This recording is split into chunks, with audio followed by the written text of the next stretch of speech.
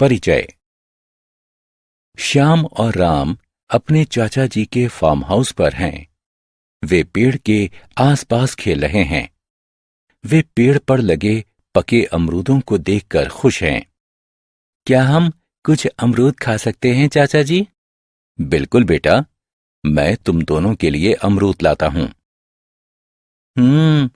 ये कितने स्वादिष्ट हैं। श्याम, उस पक्षी को देखो। यहां तक कि पक्षी भी पके हुए अमरूदों का आनंद ले रहे हैं।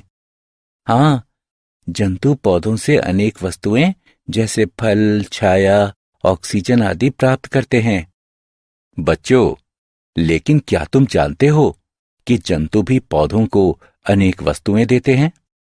सच में चाचा जी, किंतु वो कैसे?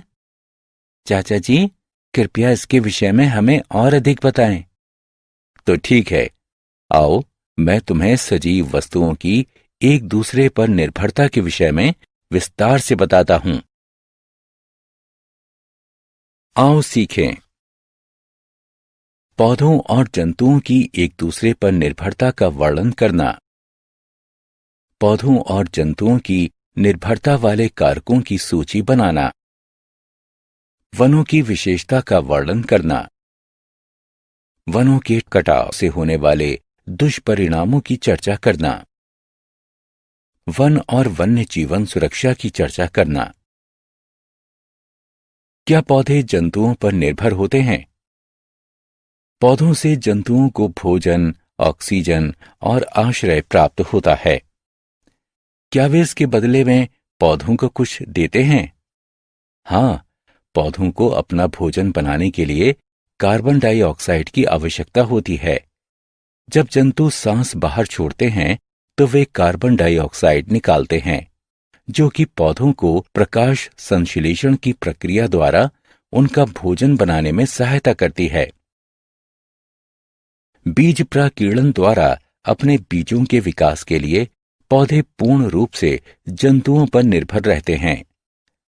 क्या आप जानते हैं कैसे? फूलों से मकरंद चूसने के लिए जब अनेक कीट, मक्खियां और तितलियां उनके ऊपर बैठते हैं तो उनके परागकण उनके पैरों के निचले भाग से चिपक जाते हैं। जब वे एक फूल से दूसरे फूल पर जाते हैं तो वे अपने पैरों में चिपके हुए उन परागकणों को फैला देते हैं। फलों का चमकदार मीठा गूदा पक्षियों और जंतुओं को अपनी तरफ आकर्षित करता है।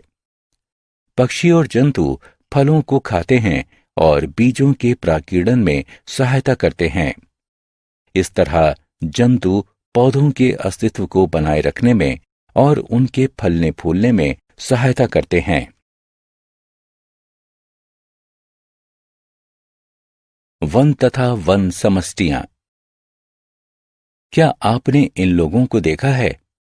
जी हां, ये आदिवासी हैं। आदिवासी लोग पेड़ों की पत्तियों और फलों को एकत्रित करते हैं। आदिवासी वन्य पदार्थों जैसे गोंद, कायिक पौधे, औषधि वाले पौधे और शहद आदि द्वारा अपनी जीविका कमाते हैं। वे वनों में पाए जाने वाले विभिन्न प्रकारों के पौधों से अपना भोजन और औषधियां प्राप्त करते हैं। आदिवासी कुछ पेड़ों जैसे बरगद और पीपल की पूजा करते हैं। पेड़ों के प्रति ये आदर पेड़ों के संरक्षण में सहायता करता है। वनों का महत्व। श्याम वन की हरियाली को देखकर अति उत्साहित है। वनों से हमारे जीवन को अनेक लाभ मिलते हैं। आओ इनमें से कुछ लाभों के बारे में जानते हैं। वायु। वन ऑक्सीजन को निकालकर वायु को शुद्ध बनाते हैं। औषधि। वन में पाए जाने वाले अनेक पौधे औषधियों के स्रोत हैं। उनके लगभग सभी भागों जैसे जड़ों, छाल और पत्तियों का औषधीय मूल है। जल। वन बारिश के जल के बहाव को कम करके और उसे छानकर जल की गुणवत्ता को सुधारते हैं। वे जल विभाजकों की भी रक्षा करते हैं। लकड़ियां। फर्नीचर, जहाज और घर बनाने के लिए हम वनों से लकड़ियां प्राप्त करते हैं। भोजन के उत्पाद। वनों से हम विभिन्न किस्म के फल और शहद प्राप्त करते हैं। छाया, चारों तरफ की वायु और भूमि को ठंडा करके वनों के पेड़ों की छाया पृथ्वी के ताप को कम करके इसे ठंडा रखने में सहायता करती है। ठंडक, वाष्पीकरण और वाष्पोत्सर्जन के दौरान वन सौर ऊष्मा को अवशोषित करने में सहायता करते हैं। कार्बन डाइऑक्साइड का स्तर, ये कार्बन डाइऑक्साइड के स्तर को बनाए रखते हैं और इस प्रकार से पौधों की वृद्धि को बढ़ाते हैं।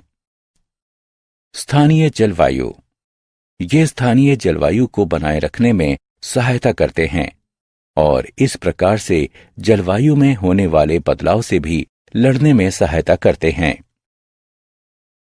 आओ खेलें।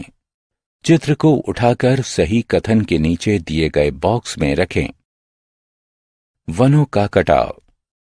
जब श्याम, राम और उनके चाचा जी वन के दूसरे छोर पर पहुंचे तो उन्होंने देखा कि कुछ लोग पेड़ों को काट रहे थे। आप पेड़ों को क्यों काट रहे हैं? हम इस जमीन पर चावल उगाएंगे।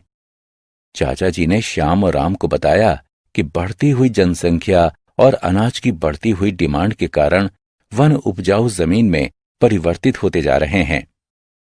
वनों के कृषि वाली भूमि में परिवर्तित होने के कारण ही अधिक वन कटाव हो रहा है। लकड़ियों की प्राप्ति के लिए पेड़ों की अनगिनत कटाई से वनों का अधिक क्षय होता है। वनों के कटाव के कारण लाखों प्रजातियों के वास स्थानों का खोना सबसे भयंकर दुष्परिणाम है। वनों के कटाव से जलवायु में भी बदलाव आता है क्योंकि पेड़ ग्रीन हाउस गैसों को अवशोषित करते हैं। वनों के कटने के परिणाम स्वरूप ग्लोबल वार्मिंग बढ़ती है।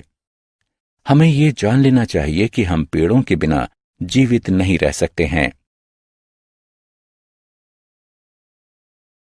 वन की सुरक्षा।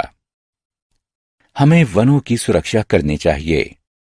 वनों की सुरक्षा के लिए सबसे पहला कदम यह है कि कृषि करने या रहने के लिए जमीन की प्राप्ति के लिए अधिक संख्या में वनों के काटने को रोकना चाहिए। यह भी आवश्यक है कि वन्य जंतुओं की खाल, उनके सींग या दांतों के लिए उन्हें मारना या उनका अवैध शिकार नहीं करना चाहिए। वन्य जीवों के मारने के विरुद्ध सरकार द्वारा लागू किए गए कानून तथा नियमों का सख्ती से पालन करना चाहिए। संरक्षित वन क्षेत्र वन्य जीव अभयारण्य कहलाता है। Project tiger. अचानक राम ने एक बोर्ड देखा जिस पर लिखा था बाघ को बचाएं। वो अपने चाचा जी से पूछता है, चाचा जी, इस बोर्ड पर बाघ को बचाएं क्यों लिखा है?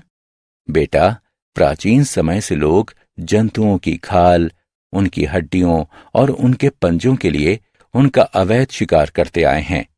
वे लोग इस बात की चिंता नहीं करते कि इससे जीवन की विविधता पर क्या प्रभाव पड़ेगा। इसके परिणाम स्वरूप पृथ्वी से हम लोग अनेक प्रजातियों को हमेशा के लिए खो चुके हैं। भारतीय बाघ भी इनमें से एक है। भारतीय सरकार बाघों को बचाने के लिए कदम उठा चुकी है। उसे ही प्रोजेक्ट टाइगर का नाम दिया गया है। इस प्रोजेक्ट में सरकार उन वनों की देखभाल करती है जिन वनों में बाघ रहते हैं। ये वन बाघ अभयारण्य कहलाते हैं। इन वनों में बाघों को मारना और पेड़ों को काटना एक दंडनीय अपराध है। हमने क्या चर्चा की? पौधे जंतुओं को भोजन, आश्रय और ऑक्सीजन देते हैं। जंतु पौधों को कार्बन डाइऑक्साइड देते हैं जिसकी सहायता से पौधे अपना भोजन बनाते हैं।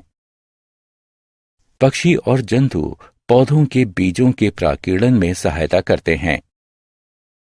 आदिवासी वन्य पदार्थों जैसे गोंद, कायिक पौधे, औषधि वाले पौधे और शहद आदि द्वारा अपनी जीविका कमाते हैं।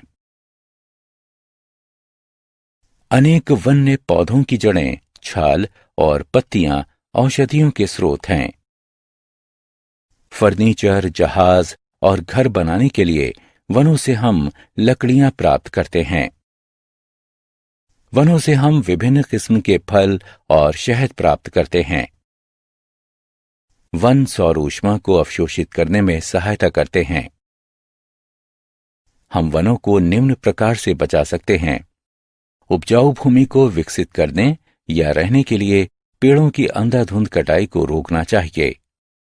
वन्य जंतुओं को उनकी खाल, सींगों या दांतों के लिए उन्हें मारना या उनका अवैध शिकार नहीं करना चाहिए। प्रोजेक्ट टाइगर के अंतर्गत जिन वनों में बाघ रहते हैं, सरकार उन वनों की देखभाल करती है।